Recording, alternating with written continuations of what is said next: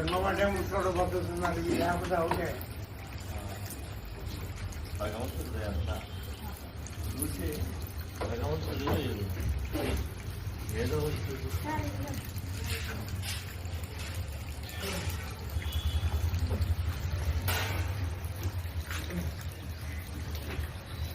ఒకసారి బాధ వేస్తుంది కానీ మీకు తప్పదు కదా. మిమ్మల్ని చూస్తే మాకే బాధ వేస్తుంది అంటే ఇది లేకపోతే ఇక అది వేరే రకంగా ఉంటుంది. నేను చెప్పకూడదు.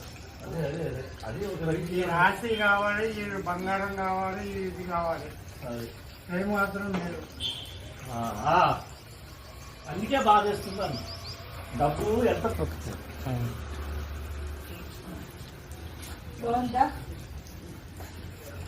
బాగుంది ఏం చేసుకొచ్చా ప్రేమగా బాగుందా?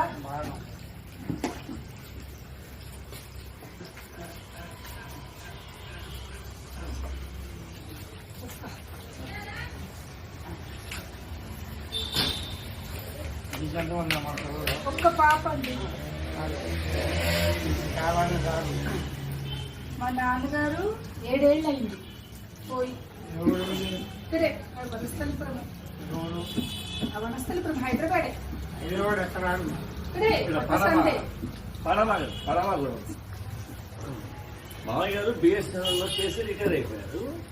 సరే ఆశ్రమం వచ్చి చివరికి అది హార్ట్ లాంటి పెట్టేసి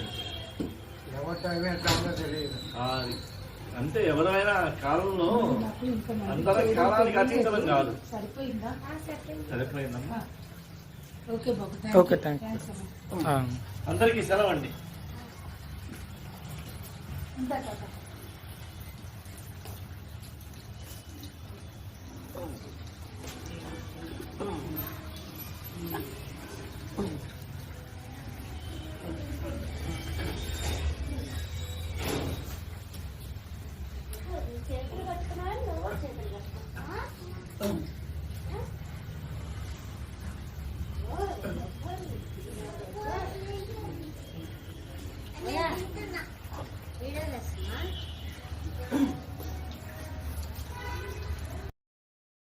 ఎక్కడో బీహార్ నుంచి వచ్చిన 4 కుటుంబాలు ఎర్రటి ఎండలో సైతం చాలా బాగా కష్టపడి ఎండని సైతం లెక్క చేయకుండా ఎండలో వాళ్ళు పనిచేసిన పనితీరు చూస్తుంటే నిజంగా నాకైతే చాలా ఆశ్చర్యం కలిగింది.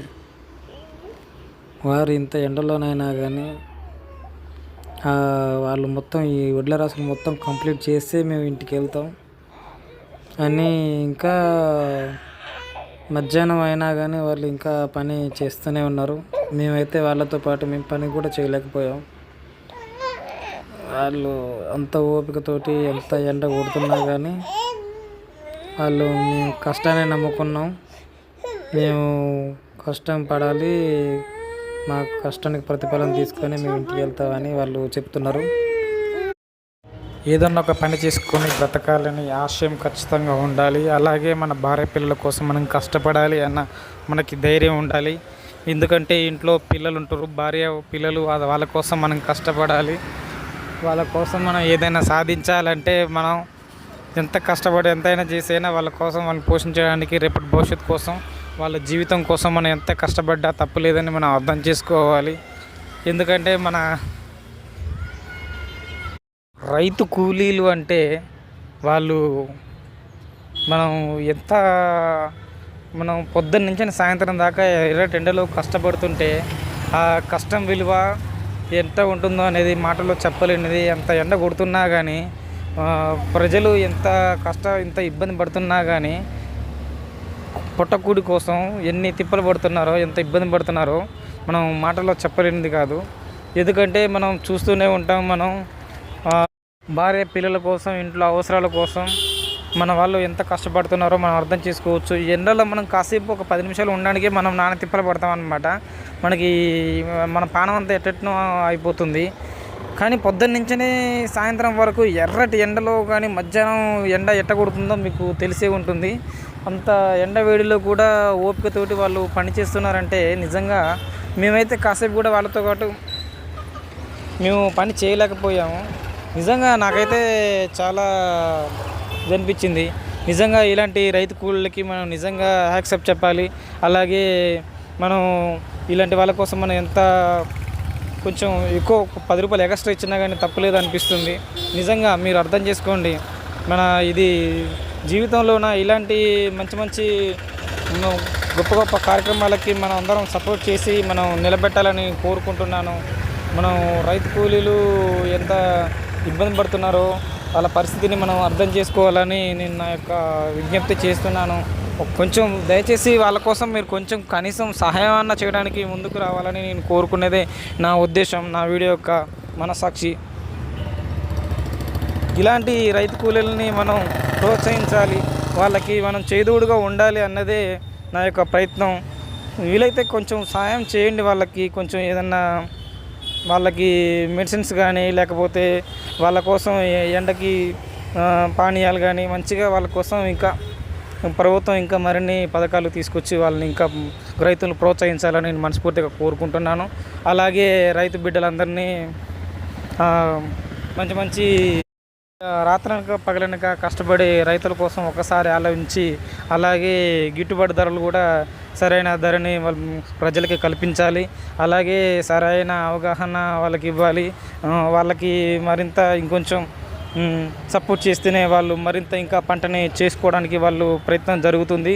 అలాగే రైతులకి పంట నష్టం కింద అలాగే మనకి రైతులకి ఎరువులు కానీ మందులు కానీ మంచిగా ఇచ్చి వాళ్ళని రైతుల్ని ప్రోత్సహించి రైతుల కుటుంబాలకి గవర్నమెంట్ అండగా ఉండి ముందుకు నడిపించాలని నేను కోరుకుంటున్నాను.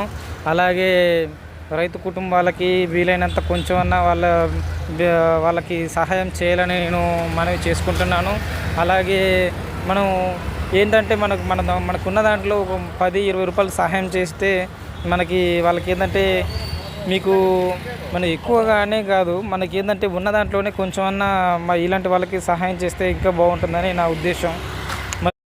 రైతు కుటుంబాలకి ధైర్యాన్ని ఇవ్వండి, రైతు కుటుంబాలని బ్రతికించండి, రైతు కుటుంబాలకి అండగా నిలవండి, రైతు కుటుంబాలకి అంత కొంచెం అన్నా సహాయం చేయండి. ఇలాగే మరిన్ని మంచి వీడియోస్ కోసం మీరంతా సపోర్ట్ చేస్తారని నేను కోరుకుంటూ మనవి చేసుకుంటున్నాను. అందరికీ నా మనస్ఫూర్తిగా ధన్యవాదాలు తెలుపుకుంటూ